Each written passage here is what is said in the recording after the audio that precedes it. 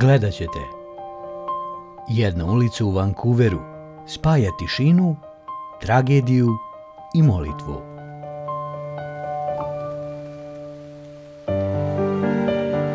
Poštovanje. 1. novembra među hrišćanima širom sveta pale se sveće i izgovaraju tihe molitve. Katolici obeležavaju Svi svete, a pravoslavci Mitrovske zadušnice. Različite tradicije, ali ista misao. Sećanje na one kojih više nema. Nalazim se na groblju Mountain View, najstarijem, jedinom zvaničnom i aktivnom groblju u vlasništvu i pod upravom grada Vancouvera. Na površini od 43 hektara nalazi se preko 100.000 grobnih mesta, što ovo groblje čini ne samo istorijskim spomenikom, već i tihom arhivom celog jednog grada.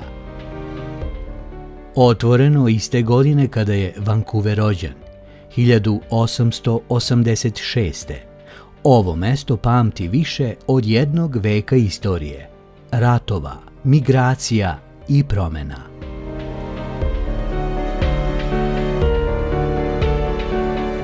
Groblje je podeljeno po zajednicama: kineskoj, japanskoj, jevrejskoj, katoličkoj, pravoslavnoj, ali i nekako ujedinjeno. Iako su nekada deljene granicama i verom, danas su grobna mesta gotovo isprepletena. Natpisi različitih jezika, kulture i veroispovesti stoje jedni pored drugih. Kamene ploče, krstovi, spomenici, znakovi, Davidove zvezde i polumeseci, slova istoka i zapada, svi u istoj tišini. Mesto i vreme obrisalo je razlike, a kamen sačuvao samo ono zajedničko – sećanje. I svako od tih sećanja nosi svoju priču o dolasku, putovanju i odlasku. A sve zajedno kao da govore istu stvar, da je život, bez obzira gde ga živimo, uvek prolazan. A malo dalje, redovi koji prekidaju šarenilo simbola i jezika, uredni i jednaki, vojni grobovi. Na svakom od njih ime, godina rođenja i smrti, ponekada i oznaka jedinice, ništa više, a opet sve što treba da se kaže.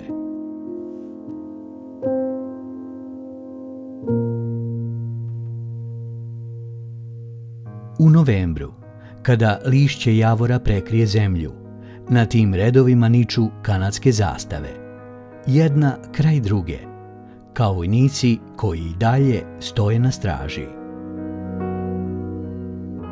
Mountain View je više od groblja. To je arhiv u kamenu, živa vremenska kapsula, svedočanstvo onima koji su ovaj grad gradili, u njemu živeli i u njemu zauvek ostali. Napuštam groblje na uglu Fraser ulice i 41. avenije.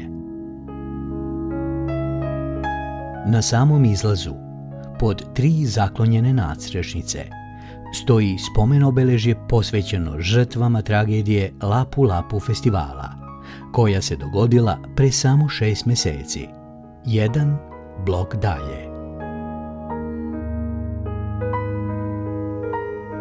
Svakog 26. aprila filipinska zajednica u Vancouveru slavi Lapu Lapu Day, dan heroja i zajedništva, u čast ratnika koji je pre više od 5 vekova odbranio svoju zemlju od kolonizatora. Tog dana ulice se pretvaraju u pozornice života, ispunjene muzikom, plesom i zajedništvom. Tako je bilo i ove godine. A onda, Oko 8 sati i 14 minuta uveče, iz jedne od sporednih ulica, koju policija toga dana prema izveštajima nije propisno obezbedila, u deo između St. George i Fraser ulice na 43. aveniji pojavio se crni Audi Q7. Vozilo se pre toga kretalo neobično. Zaustavilo se uz ivičnjak, kao da će se parkirati, a zatim naglo ubrzalo kroz zatvoreni deo ulice.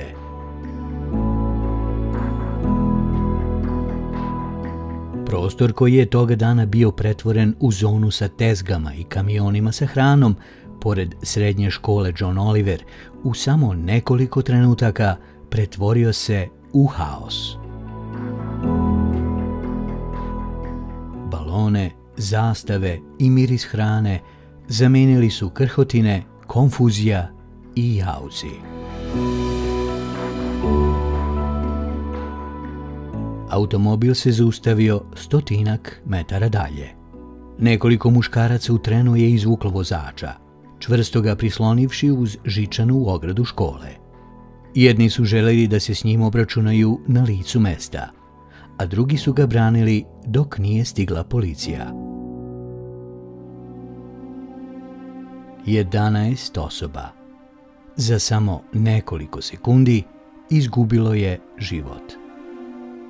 Mladi i stari, pojedinci i čitave porodice.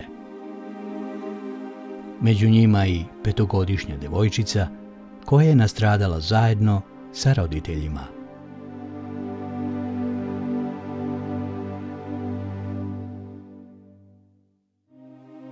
Više od 30 ljudi bilo je povređeno. Neki teže, neki lakše, ali svi zauvek promenjeni. Ulica koja je slavila život postala je granica između radosti i užasa i jedna od najvećih tragedija u novijoj istoriji Vancouvera. O počiniocu neću govoriti. Njegova sudbina još uvek nije poznata. No ono što jeste i što se mora ponoviti, 26. aprila 2025. godine ugašeno je 11 života, a trajno promijenjeno njih nebrojeno više. Ukoliko želite da saznate više o ovoj tragediji, link ka izvorima nalazi se u opisu ovog videa.